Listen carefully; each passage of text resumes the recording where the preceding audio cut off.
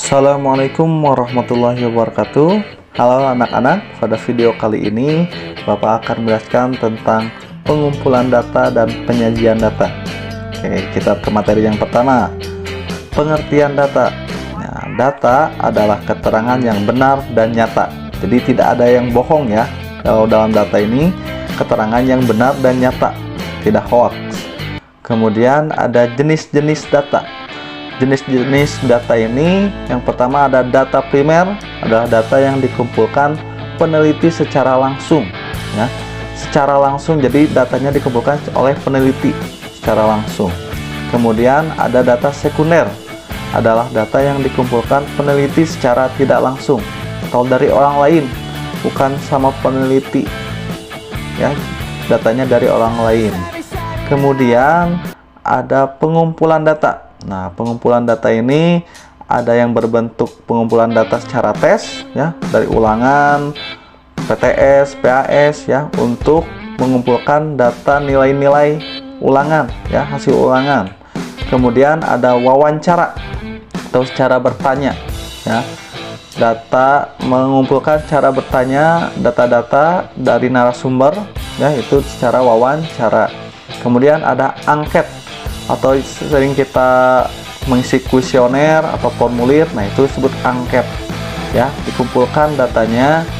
Kemudian ada pencatatan langsung, itu dengan cara mengukur langsung menggunakan alat ya, seperti mengukur berat badan, mengukur tinggi badan, langsung dicatat hasilnya. Itu pengumpulan data ya, ada 4: tes, wawancara, angket, sama pencatatan langsung. Kemudian yang selanjutnya adalah penyajian data.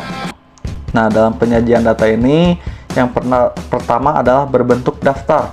Itu bisa kita lihat secara berderet ya, yang asalnya tidak rapi, 140, 142, 138 yang berantakan, nanti bisa dirapikan secara daftar. Kemudian ada yang berbentuk tabel ya, ini disebut tabel frekuensi, di mana ada judul tabelnya apa, kemudian ada nomor, kemudian ada jenis tabelnya, misalkan kalau daftar golongan darah ya golongan darah, kalau daftar nilai ulangan berarti di sininya nilai ulangan. Kemudian di sini ada banyak siswa atau jumlah siswa, disebut frekuensi ya.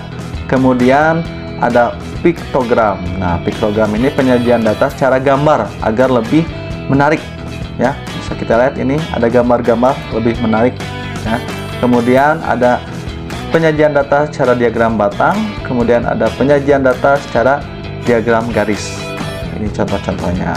Oke, kita selanjutnya membahas satu persatu, yaitu membaca dan mentafsirkan data berbentuk daftar. Kita lanjut saja ke contoh soal. Ini ada contoh soal hasil nilai ulangan harian matematika kelas 5 materi pengumpulan data sebagai berikut. Nah, ini datanya ya, secara daftar, belum beraturan. Kita mulai dari pertanyaan. Pertanyaannya, dari data di atas, tulislah dalam bukumu daftar nilai dengan susunan yang teratur dalam bentuk kolom dan baris. Nah, nanti kita belajar kolom dan baris dulu. Kemudian carilah nilai yang paling tinggi dan nilai yang paling rendah. Oke, yang disebut kolom ini yang ke bawah ya, perhatikan. Nah, ini kolom ke bawah. Kemudian yang disebut baris ini yang ke pinggir ya, ke pinggir ini baris. Nah, sebelum itu menentukan kolom dan baris, kita harus tahu dulu ini jumlahnya berapa banyak datanya ya. Hitung 1, 2, 3, 4, 5, 6, 7, 8, 9, 10, 11, 12, 13, 14, 15, 16, 17, 18, 19, 20, 21, 22, 23, 24, 25, 26, 27, 28, 29, ada 30 ya. Jadi datanya ini ada 30. Nah, kita buat kolom dan baris yang hasil jumlahnya ada 30. Contoh Bapak di sini buat kolomnya 6, barisnya 5. Jadi 6 kali 5 30. Jadi sampai sini datanya rata ya. Setelah itu, setelah dibuat kolom dan baris rata, atau sebaiknya boleh kolomnya 5, barisnya 6, boleh, tergantung ke kemampuan kalian ya, tergantung enaknya kalian seperti apa ya. Kemudian setelah dibuat kolom dan baris, kita masukkan datanya dari mulai yang terkecil sampai ke yang tertinggi di sini. Ya, contoh di sini yang paling terkecil berapa? 60. Nah, coret 60-nya. Baru dimasukkan ke baris dan kolom. Ya, 60 masuk, ada 1 60-nya. Kemudian setelah 60 berapa? 65. Di sini 65. Coretan 65. Dicoret, ada berapa? Ada 4. Masukkan. Kemudian ada 70. Ada berapa? 70. Oh, ini belum kecoret. Ini belum kecoret, ya. Kita masukkan 70-nya, ada berapa? Ada 6. 75-nya ada berapa? Masukkan 5. 80-nya ada berapa? Ada 4, masukkan. 90-nya ada berapa? 85-nya ada berapa? 2. Kemudian 90-nya ada 5. Kemudian 95-nya ada berapa? Ada 3. Nah, ini cara daftar.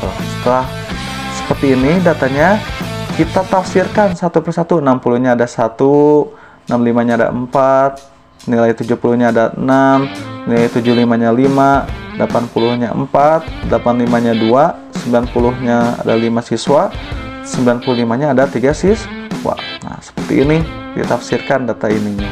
Kemudian bagian B-nya kita jawab, yaitu carilah nilai paling tinggi dan nilai paling rendah. Nilai paling tinggi, nah berarti yang paling di sini 95. Kemudian nilai yang paling rendah 60. Ya. Oke, bisa ya. Oke, selanjutnya kita membaca dan mentafsirkan data berbentuk tabel. Nah, data yang tadi saja ya. Data yang tadi dari contoh soal yang tadi dari daftar. Kita sudah tahu kan? Ini hasilnya 60 ada 1, 65 ada 4, ya. Betul. Kita buat judul dulu. Ya, judul tabelnya daftar hasil ulangan matematika kelas 5. Kemudian kita buat kolom dan baris. Nah, ada 3 kolom ya. Kolom pertama yaitu berisi nomor, kolom kedua berisi nilai, ketiga berisi jumlah siswa atau frekuensi. Ya, karena di sininya nilai ya. Kemudian jumlah siswanya ininya berapa. Ya, kemudian barisnya tergantung dari banyaknya data ini. Ya, banyaknya data ini. Nah, barisnya ada 8. Ya, itu mulai dari yang terendah diisi di sini.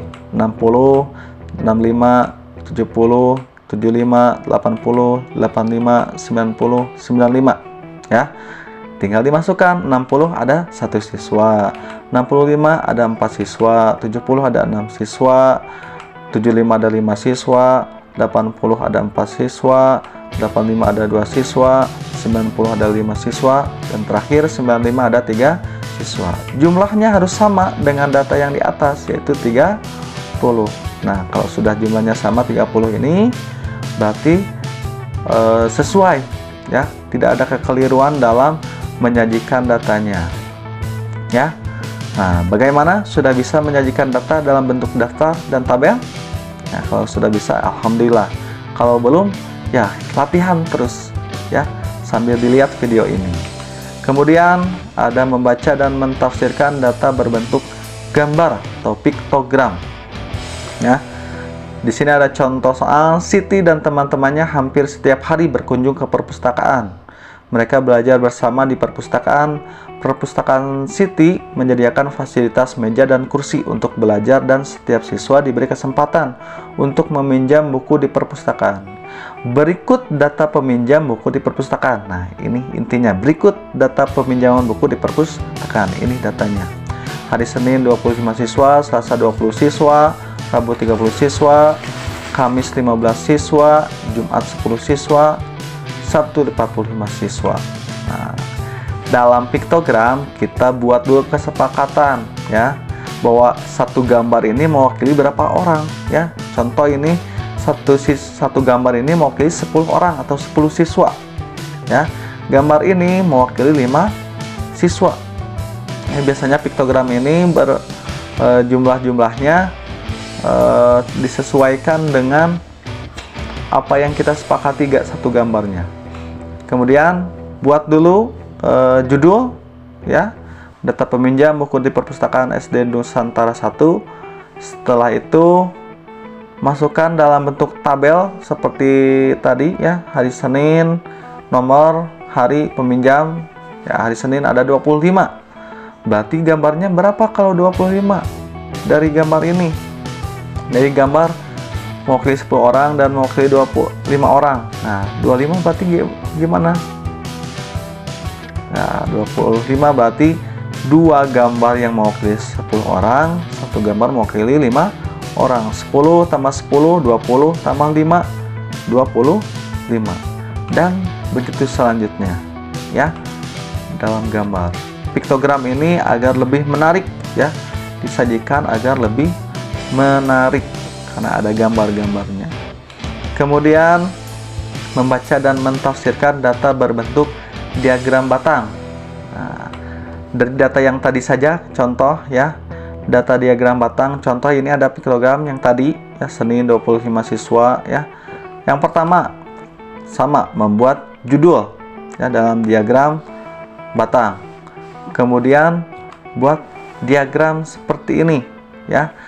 Ini ada garis horizontal, ada garis vertikal dalam diagram. Garis horizontal ini diisi oleh tabel pertama, yaitu nama-nama hari, Senin, Selasa, Rabu, Kamis, Jumat, Sabtu. Kemudian garis vertikal ini diisi oleh skala peminjam ya, tabel kedua peminjam ya, mulai dari 0, 5, 10, 15. Ini tergantung dari data ininya berapa. Skalanya mau skalanya 0, 2, 4 ya. Tergantung dari datanya. Ya, dilihat dulu. Ya, kemudian dimasukkan masing-masing, misalkan Senin 25. Tarik dari garis 25 ke hari Senin. Jadi diagram batang. Begitu juga sama. Selanjutnya Selasa ada berapa? Ada 20. Tarik garis dari 20 ke hari Selasa. Buatkan diagram batangnya. Seperti itu. Dan selanjutnya, ya. Pernah mengerti diagram batang? Ya, sok semangat belajarnya. Kemudian diagram garis. Nah, hampir sama dengan diagram batang ya, dari contoh yang tadi saja. Buat dulu judulnya. Kemudian nah ini sama ya, horizontal itu tabel pertama, vertikal tabel yang kedua ya, cuma ini berbentuk garis. Dari kalau tadi mah batang, ini garis. Titiknya misalkan Senin 25 kasih titik di 25 dan hari Senin. Selasa 20 kasih titik di hari Selasa dan 20 ya, baru tarik garis seperti ini ya. Oke, gimana, mengerti? Alhamdulillah. Sekian video dari Bapak, terima kasih. Mohon maaf apabila banyak kesalahan, salah ucap, salah menjelaskan. Wassalamualaikum warahmatullahi wabarakatuh.